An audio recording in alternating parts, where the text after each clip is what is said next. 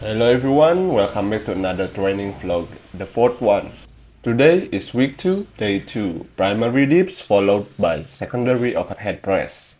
As always, before we tackle the main workout, we want to prepare our bodies first. Don't forget to warm up so we can crush the workout and push ourselves safely.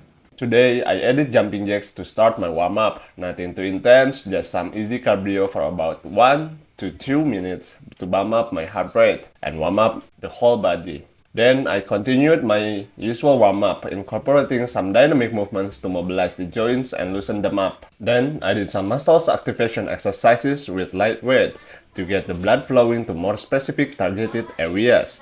I kept it light and easy as I didn't want to fatigue myself before the main workout. Now, onto today's main course, dips.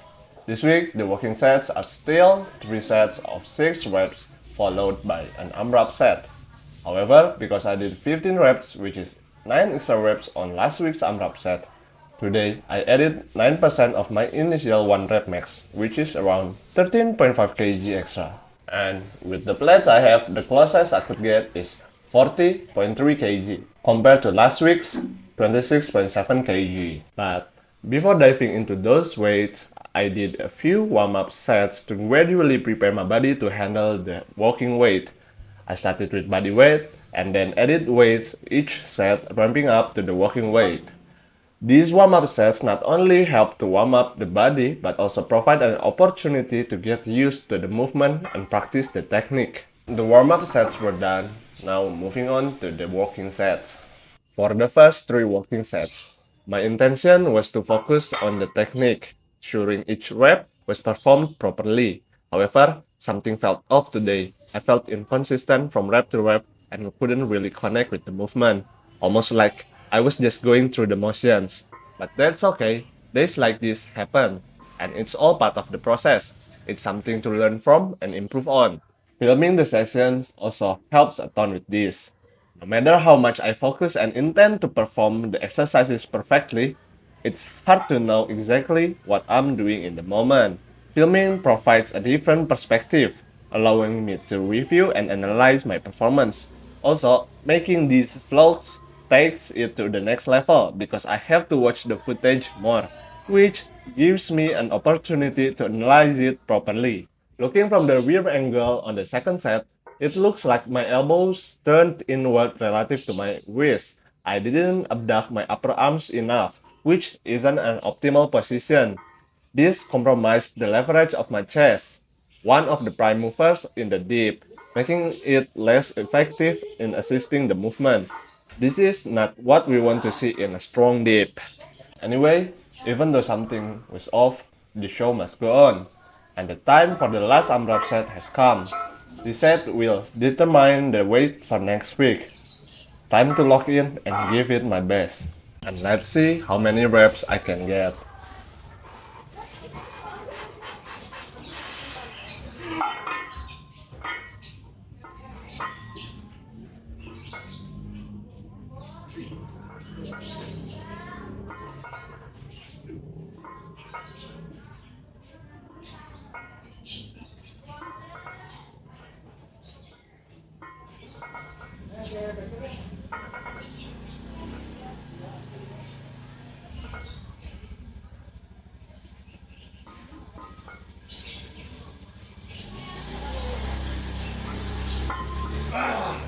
And the set was done. There are a couple of things to note here. Technique-wise, this is the worst set on today's session.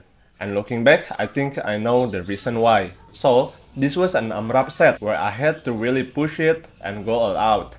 Even though I didn't want to, it kinda affect my mindset. Because I had to wipe out as many as I could, it with an unintentional expectation to perform really well, which affect my approach. As a result, I rushed the reps and lacked control. Especially on the first few, the weight started to swing, which is hard to stop and made the later reps even more difficult. But at least the strength was there. In the end, I did 12 reps, which is 6 extra. So, I'll add 6% of my initial 1 rep max for next week, which is around 9 kg. Now, moving on to the next exercise, tempo overhead press. Again, I'm not sure about the exact tempo, but my goal is to slow down the eccentric phase. The plan for this week is 4 sets of 12 at RPE 7, adding an extra set compared to last week. In the Bull Mastiff program, progression for secondary and accessory exercises, apart from the main lifts, is driven by what Bromley calls volumizing, using volume as the main driver by adding sets week to week. This week, I decided to lower my ego and use the empty bar which weigh 20 kg as the walking weight.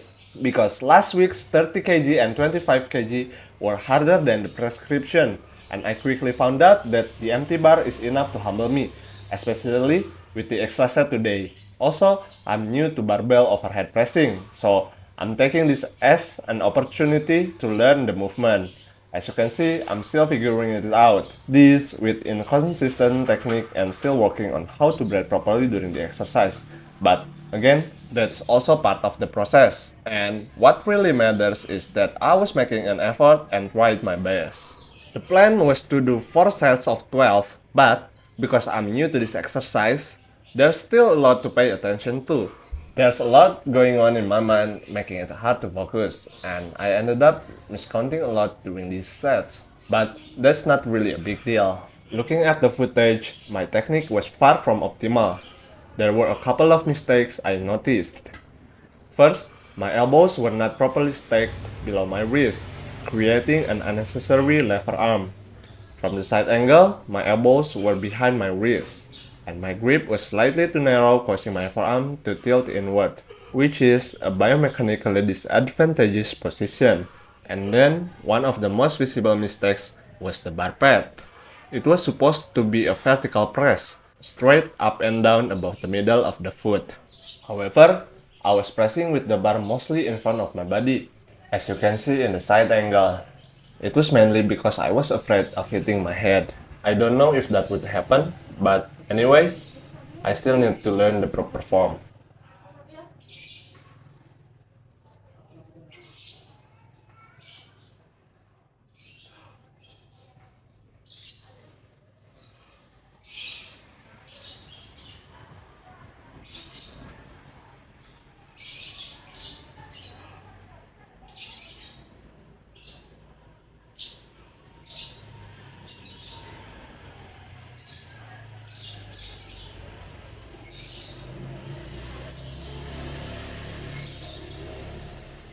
The overhead presses were done, and they ended up being about as prescribed. Maybe slightly too hard because I did a couple of extra reps.